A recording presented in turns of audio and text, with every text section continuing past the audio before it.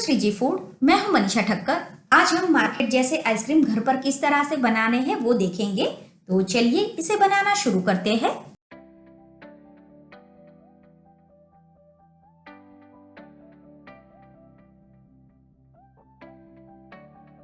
सबसे पहले हम आइसक्रीम का बेस बनाएंगे। तो यहाँ पे मैंने 500 ml फुल फैट मिल्क लिया है, जिसे हम छानकर एक बर्तन में ले लेंगे। जब भी आप आइसक्रीम बनाने के लिए दूध का इस्तेमाल करें तो कभी भी वो गाय का या लूज मिल्क जो आता है उसका इस्तेमाल ना करें, क्योंकि वो पतला होता है तो उससे जो आप आइसक्रीम बनाओगे वो अच्छा नहीं बनेगा। तो यहाँ पे आपको जो भी कंपनी का फुल फैट का मिल्क मिले वो इस्तेमाल कर सकते हैं। अब हम एक बॉल ले लेंगे और उसमें 1 बड़ा चम्मच कॉर्नफ्लावर डालेंगे, जिसे कॉर्न स्टार्च भी बोलते हैं। आप अगर ये आइसक्रीम उपवास में खाने के लिए बनाते हैं तो आप कॉर्नफ्लावर के बदले मिल्क पाउडर का भी इस्तेमाल कर सकते हैं। 1 बड़ा चम्मच हम GMS पाउडर डालेंगे और इसी के साथ 2 चुटकी भर हम CMC पाउडर डालेंगे। हम बाहर से जो आइसक्रीम लाते हैं उसमें भी ये GMS और CMC पाउडर का इस्तेमाल होता है।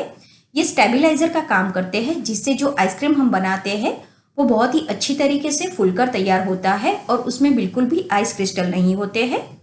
तो इन तीनों को मैंने अच्छी तरह से मिक्स कर दिया है।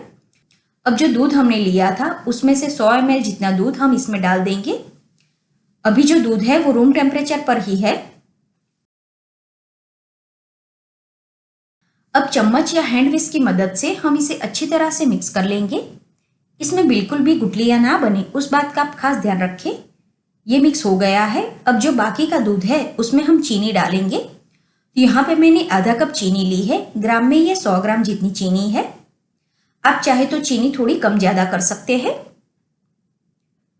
अब ये चीनी वाला दूध हम मीडियम आंच पर गर्म करने के लिए रख देंगे। जब भी आप आइसक्रीम के लिए दूध उबालने के लिए रखें तब जो बर्तन हम इस्तेमाल करते हैं वो हैवी बॉटम का होना चाहिए, ताकि दूध तले में चिपके ना। तो हम इसे मीडियम आंच पर थोड़ी थोड़ी देर में चलाते हुए उबाल लेंगे। तो आप देख सकते हैं धीरे धीरे चीनी इसमें घुलने लगी है। चीनी जब अच्छी तरह से पिघल जाए उसके बाद जो घोल हमने बनाकर रखा है वो इसमें डाल देंगे और इसे डालने से पहले एक बार अच्छी तरह से चला ले। अब हम स्पैचुला की मदद से इसे कंटिन्यूअस चलाते जाएंगे और इसे उबाल लेंगे, क्योंकि हमने इसमें कॉर्नफ्लावर डाला है। तो अगर हम इसे चलाते नहीं है तो कई बार ये नीचे चिपक जाता है और उसकी वजह से उसका टेस्ट भी अच्छा नहीं आता। तो आपको इसे कंटिन्यूअस चलाते जाना है। अराउंड हम इसे 8 से 9 मिनट तक उबाल लेंगे। अब देखोगे तो थोड़ी ही देर में ये दूध थोड़ा गाढ़ा होने लगेगा। तो 8 से 9 मिनट के बाद अब मैंने गैस बंद कर दिया है और अब हम इसे नीचे उतार कर ठंडा होने के लिए रखेंगे। तो अराउंड आधे घंटे के बाद ये दूध रूम टेम्परेचर पर आ गया है और आप देख सकते हैं इस तरह से ये गाढ़ा हो गया है। अब हम इसे कोई एयरटाइट डिब्बे में ले लेंगे, इसका ढक्कन बंद कर दे और अब हम इसे 7 से 8 घंटे के लिए डीप फ्रीजर में रख देंगे। आप इसे 7 से 8 घंटा या फिर पूरी रात के लिए भी फ्रीजर में रख सकते हैं। मैंने इसे 8 घंटे के लिए डीप फ्रीजर में रखा था। तो अब हम इसे खोल के चेक कर लेते हैं। तो आप देख सकते हैं ये अच्छी तरह से सेट हो गया है। इसे हम इस्तेमाल करने से पहले थोड़ा पिघलने देंगे। तो इसे मैं साइड में रख देती हूँ। यहाँ पर मैंने एक फ्राई पैन गर्म करने के लिए रखी है, जिसमें हम 50 से 60 ग्राम जितनी चीनी डालेंगे। यहाँ पर हम बटरस्कॉच आइसक्रीम में डालने के लिए बटरस्कॉच क्रंच तैयार कर रहे हैं। इसे हमें मीडियम आंच पर कैरेमलाइज करना है। तो आप देख सकते हैं थोड़ी ही देर में चीनी पिघलने लगी है। अभी इसे चलाना नहीं है। आप चाहे तो फ्राई पैन को इस तरह से हिला सकते हैं। जब चीनी इस तरह से कैरेमलाइज होनी शुरू हो जाए उसके बाद ही हमें इसे चलाना है।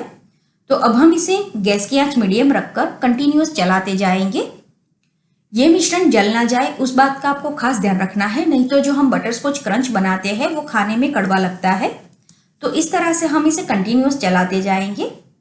थोड़ी ही देर में चीनी अच्छी तरह से पिघल जाएगी और इसका कलर भी बहुत ही बढ़िया आ जाएगा। तो इस टाइम पर हम गैस की आंच धीमी कर देंगे, क्योंकि ऑलमोस्ट चीनी पिघल गई है। तो इस तरह से जब इसका कलर आ जाए और चीनी घुल जाए उसके बाद हम इसमें 1 छोटा चम्मच बटर डालेंगे। यहाँ पर मैंने सॉल्टेड बटर इस्तेमाल किया है। आप चाहे तो बटर के बदले देसी घी भी इस्तेमाल कर सकते हैं। तो बटर भी अच्छी तरह से मिक्स हो गया है। अब हम इसमें 4 से 5 चम्मच जितने कटे हुए काजू डालेंगे और इसे अच्छी तरह से मिक्स कर लेंगे। अब हम गैस बंद कर देते हैं। यह हमारा मिश्रण बनकर तैयार है। इसे हम एक प्लेट में ले लेंगे। तो पहले प्लेट में हमें थोड़ा सा घी या बटर लगा देना है।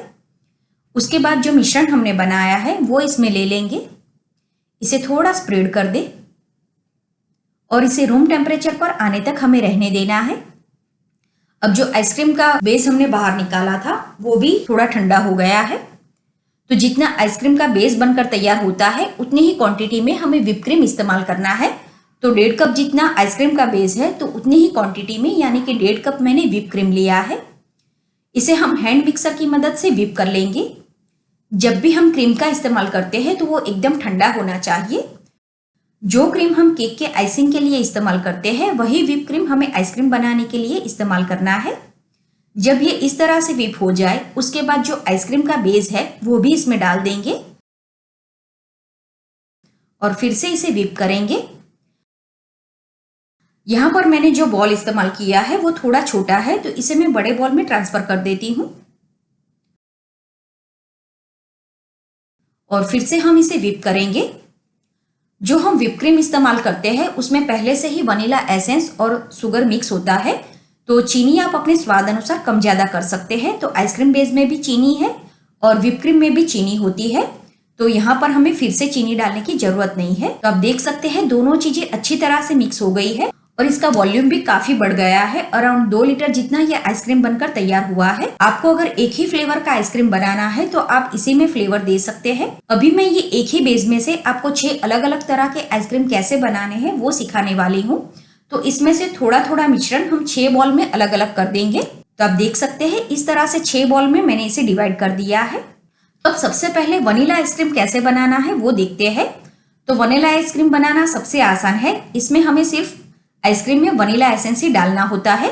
तो थोड़ा सा मैंने वनीला एसेंस इसमें डाल दिया है और इसे अच्छी तरह से मिक्स कर लेंगे। अब इसे एक एयरटाइट डिब्बे में ले लेते हैं, इसे थोड़ा टैप कर ले और अब इसका ढक्कन बंद करके इसे साइड में रख देते हैं। अब हम चॉकलेट चिप्स आइसक्रीम कैसे बनाना है वो देखते हैं। तो यहाँ पर मैंने आइसक्रीम का मिश्रण लिया है, उसमें हम 1 से 2 चम्मच जितने चॉकलेट चिप्स डालेंगे और इसी के साथ थोड़ा वनीला एसेंस डालेंगे और इसे अच्छी तरह से मिक्स कर लेंगे। अब चॉकलेट चिप्स अपनी पसंद अनुसार कम ज्यादा कर सकते हो। इसे भी एक डिब्बे में ले लेते हैं और इसके बाद हम इसके ऊपर थोड़े चॉकलेट चिप्स डालेंगे। इसका ढक्कन बंद करके इसे साइड में रख देते हैं। अब हम ओरियो आइसक्रीम कैसे बनाना है वो देखेंगे। तो आइसक्रीम का जो मिश्रण है उसमें हम ओरियो डालेंगे। तो जो रेगुलर फ्लेवर के ओरियो आते हैं वो मैंने इस्तेमाल किए हैं। तो इस तरह से इसके टुकड़े करके इसमें डालें, इसका बारीक चूरा नहीं करना है। इसी के साथ थोड़ा वनीला एसेंस डालेंगे और इसे अच्छी तरह से मिक्स कर लेंगे। इसे भी हम एक डिब्बे में ले लेंगे और इसके ऊपर फिर से हम थोड़े बिस्किट के टुकड़े डालेंगे। इसका ढक्कन बंद कर दे और इसे साइड में रख दे। अब हम टूटी फ्रूटी आइसक्रीम कैसे बनाना है वो देखते हैं। तो आइसक्रीम का जो मिश्रण है उसमें हम 2 चम्मच जितनी मिक्स कलर टूटी फ्रूटी डालेंगे और इसमें हमें मिक्स फ्रूट एसेंस जो आता है वो इस्तेमाल करना है। तो अराउंड 1 से 2 बूंद जितना हम एसेंस डालेंगे। इसे थोड़ा मिक्स कर ले। आप चाहे तो ये आइसक्रीम ऐसे भी रख सकते हैं। यहाँ पर मैं इसे थोड़ा लाइट येलो कलर दूंगी, तो इसमें 1 से 2 बूंद जितना हम पीला कलर डालेंगे। कंप्लीटली ऑप्शनल है, आप नहीं डालना चाहते तो स्किप कर सकते हैं।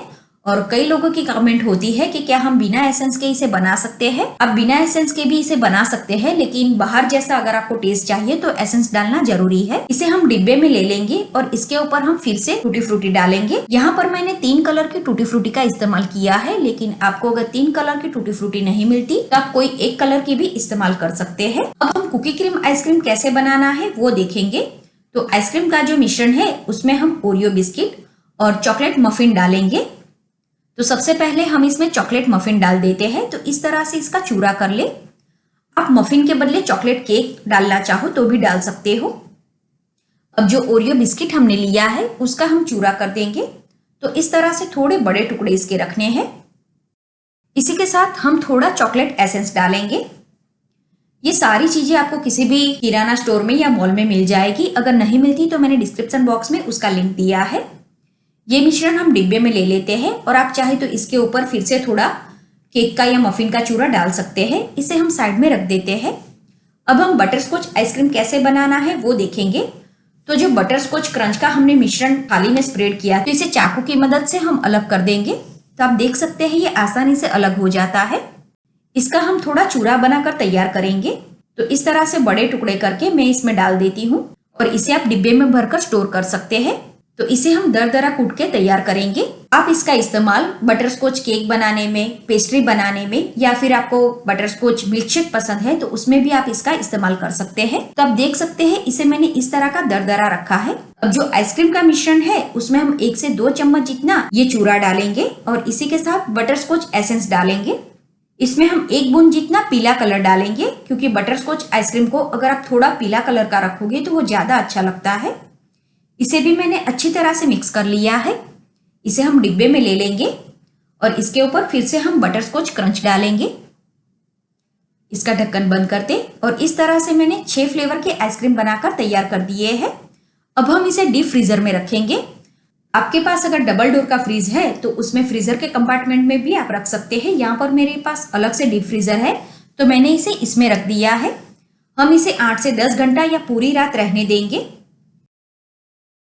तो आप देख सकते हैं 8 से 10 घंटे के बाद अब हमारा आइसक्रीम अच्छी तरह से सेट हो गया है। ये हमारा ओरियो आइसक्रीम है,